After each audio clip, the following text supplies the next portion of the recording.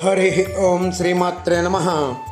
లలితా సహస్రనామ పారాయణలో భాగంగా ఈరోజు అమ్మవారి నామం 902వ నామం, 5 అక్షరాల నామం విజ్ఞాన కలన. ఈ నామంతో అమ్మవారికి నమస్కారం చేసుకున్నప్పుడు ఓం విజ్ఞాన కలనాయై నమః అని చెప్పుకోవాలి.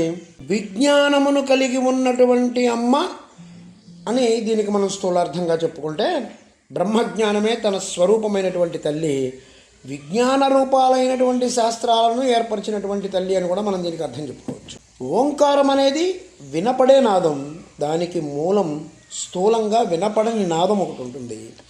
ఆ వినపడని నాదం నుంచి వినబడే ఓంకారం వ్యక్తమైతే ఆ ఓంకారం నుంచే వేదాలన్నీ వ్యక్తమయ్యాయి. ఇది కొంచెం జాగ్రత్తగా మనం ఆలోచించుకొని అర్థం చేసుకోవాలి. వేదాల వరకు అన్నీ అమ్మ రూపాలే. ఆ తర్వాత వాటిని గ్రహించి లోకంలో ఉన్నటువంటి మిగిలిన శబ్దాలన్నీ ఉత్పన్నమయ్యాయి. వేదంతో మొదలుకొని అన్ని శాస్త్రాలు 14. ఈ 14 విద్యల యొక్క తెలివిని విజ్ఞానం అంటారు. నాదరూపిణి అయినటువంటి తల్లే ఈ రకరకాలైనటువంటి శాస్త్రాలను ఏర్పరిచి ఆ శాస్త్రాల యొక్క తెలివిగా తానే ఉంది కాబట్టి అమ్మవారు విజ్ఞాన కలన. నాదరూపిణి తర్వాత విజ్ఞాన కలన అనేటువంటి నామం వచ్చింది.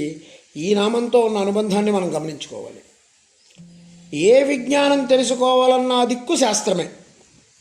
చతుర్దశానాం విద్యానాం ధారణం హి యథార్థతః విజ్ఞానమితి తద్విద్యాత్ అని చెప్పి నిర్వచనం చెప్పారు. విజ్ఞానం అంటే శాస్త్రాల ద్వారా గ్రహించేటువంటి తెలివి. విజ్ఞాన కలన. విజ్ఞానం అంటే బ్రహ్మానుభవమే అని చెప్పుకున్నాం. ఇది అన్నిటికంటే గొప్ప. అమ్మవారిని ఇంతకుముందు మనం విజ్ఞాన ఘనరూపిణి, ప్రజ్ఞాన ఘనరూపిణి, ఈ 2 నామాల ద్వారా చెప్పుకున్నాం. బ్రహ్మజ్ఞానమే విజ్ఞానం. శంకర భగవత్పాదుల వారు గీతకి భాష్యం రాస్తూ జ్ఞాన విజ్ఞాన యోగం గురించి చాలా గొప్పగా చెప్పారు. శాస్త్రాలు చదివినప్పుడు స్పష్టంగా అర్థమైతే దాని పేరు జ్ఞానం. అది అనుభవానికి వస్తే విజ్ఞానం.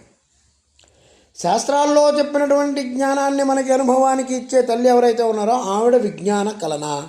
శాస్త్రాలే ఇచ్చిన తల్లి శాస్త్రాల్లో ఉన్న తెలివిని మన బుద్ధికి ఇస్తుంది కదా.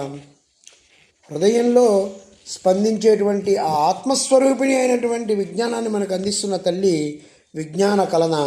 ఆ తల్లికి నమస్కారం చేసుకుంటూ ఓం ఐం హ్రీం శ్రీం విజ్ఞాన కలనాయై నమః, ఓం శ్రీమాత్రే నమః, ఓం శ్రీ మహారాజ్ఞే నమః, శ్రీమత్సింహాసనేశ్వర్యై నమః.